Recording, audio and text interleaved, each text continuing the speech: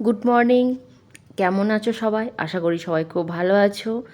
আবার একটা বড় ব্লগ তোমাদের সঙ্গে শেয়ার করছি। এখন বাজে সকাল 7টা। আজকে একটু দেরি করেই উঠেছি, আজকে হচ্ছে রবিবার। তো আমার ঘরের অবস্থা দেখো, কারণ বাবুর স্কুল সোমবার থেকে শুরু হবে। ওর প্রায় 40-45টা খাতাতে বইয়েতে মলার লাগিয়েছি, তাই ঘর দুয়ার সব আগের দিন রাতে লাগাচ্ছিলাম, তাই নোংরা হয়ে আছে। তো ঘরটর সব পরিষ্কার করে মুছে আমার যে যাবতীয় কাজ সব করে বেরিয়ে গেছিলাম একটু ওর সাথে মাছ কিনতে। তো আজকে বলল না, কোনো ভালো মাছ আছে, যে মাছ আমি চাই সেই মাছটা নেই। আর একটা দোকানে গেলাম, সেখানেও সেই একই অবস্থা। তো মাছ আমি আর নিইনি, মানে মাছ আমার ঠিকঠাক লাগেনি। তো আজকে আমরা সকালের খাবারটা বাইরেই খাবো ঠিক করেছিলাম। তো চলে গেলাম, ধোসা বড়া খেয়েছিলাম, ইডলি আর নিইনি। তো বাবু ধোসা খেলো, ধোসা খেতে ভালোবাসে। আর আমি একটা বড়া খেয়েছিলাম, আর একটু ধোসা অর্ধেক, আর ওর বাবা খেয়েছিল অর্ধেক ধোসা।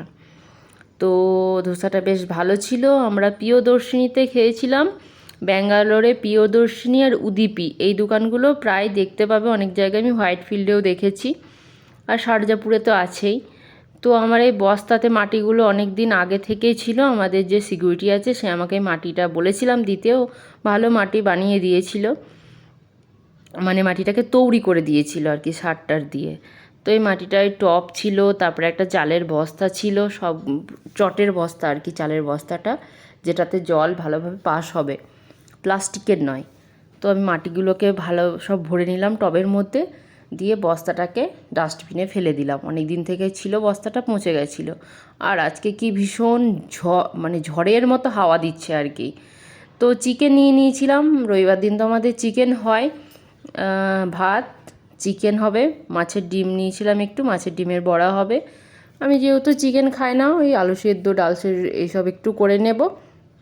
মাছের ডিমের বড়াগুলো অনেকগুলো হয়ে গেছিলো, কিছুটা খেয়েছি, কিছুটা রেখে দিয়েছি ফ্রিজে, তারপরের দিন একটু তরকারি করব বলে।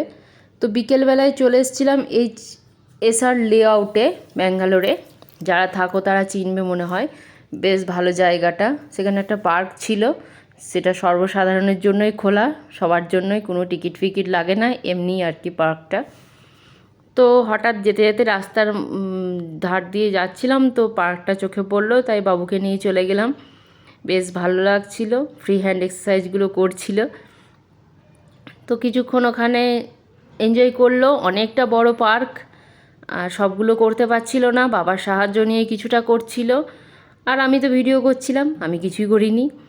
তারপরে এই চলো একটু হেঁটে দেখায়, পার্কটা অনেক বড়। আর এরপর আমরা ফিরে যাব। এখন বিকেল প্রায় 5টা। প্রচুর লোকজন ছিল, জায়গাটা খুবই জমজমাট, খুব ভালো লাগছিল। আর এই দেখো একটা কী ফল গাছের, বেশ ভালো লাগছিল দেখতে, একটু হাত দিয়ে দেখলাম। তারপরে পেয়ে গেছিলো আমার ছেলের খিদে।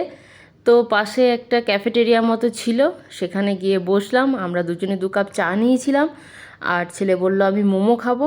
মোমোটা সত্যি বলছি এত ভালো ছিল, খুবই সুন্দর, সফট ছিল, এত পাতলা ছিল মোমোর মানে ওপরটা ময়দাটা যেটা দিয়ে বানায়, ওপরটা একদম পাতলা ছিল, হাত দিলেই খুলে যাচ্ছিল।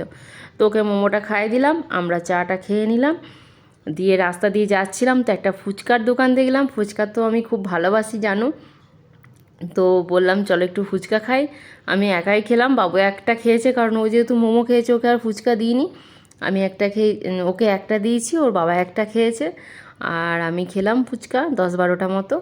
দিয়ে চলো, আমাদের হয়ে গেল ঘোরাঘুরি, রবিবারের মতো, এই সপ্তাহের মতো হয়ে গেল। সোমবার থেকে ছেলের স্কুল আরম্ভ, আবার সেই রুটিনে ফেরা, ওর অফিস, ওর স্কুল, বাড়িতে সারাদিন একা একা। হ্যাঁ, আর একটা কথা বলতে ভুলে যাচ্ছি, বাড়ি ফেরার পথে এই মারাথল্লির এখানে একটা ফলের বাজার বসে, খুব সুন্দর বাজার। তাল, পেঁপে, আম তো প্রচুর পাওয়া যাচ্ছে এখন এখানে, সব কিছু পাওয়া যায়। অল্প একটু আম নিয়ে আমরা বাড়ি ফিরে এলাম। তো তোমাদের যদি ভিডিওটা ভালো লাগে একটু লাইক করে দিও, সাবস্ক্রাইব করে দিও, আর সঙ্গে থেকো, ভালো থেকো, ভিডিওগুলো দেখতে থেকো। টাটা।